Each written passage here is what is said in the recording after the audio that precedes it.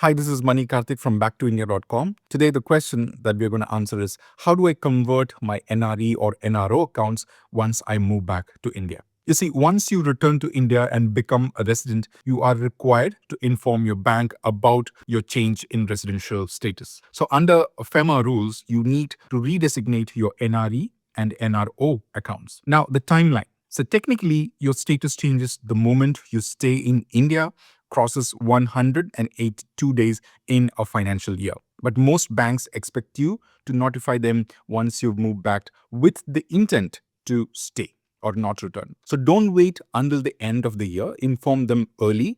From what you've seen in our community, people who delay this run into problems later, especially during tax filing or when trying to repatriate funds. Here's what happens to each account. Your NRO account is straightforward. It gets converted into a regular resident savings account. Not much changes day to day. Your NRE account is where it gets important. So you have two choices. One, convert it into a regular resident savings account.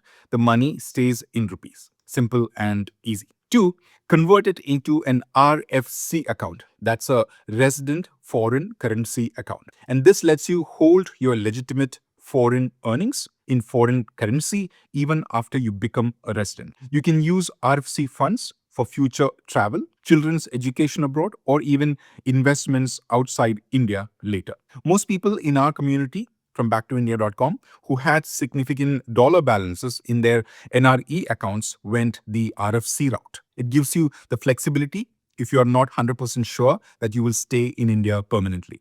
Now, the big question, what happens to the tax-free interest? The interest on your NRE fixed deposits stays tax-free only until maturity or until your status changes, whichever comes first. So once you become a resident, any interest earned after that point is taxable. So if you have NRE fixed deposits, check their maturity dates before you move. Some families time their return around this to get the most out of the tax-free window. Who should choose RFC? Well, if you have a large NRE balance or plan to keep some funds in dollars or think there is even a small chance that you might go back abroad. Now, who should just convert to resident savings? Well, if your NRE balance is modest and you are certain about staying long-term, less paperwork and less to manage. Call your bank's NRI desk, most banks have it, before you fly back. Ask them exactly what documents they need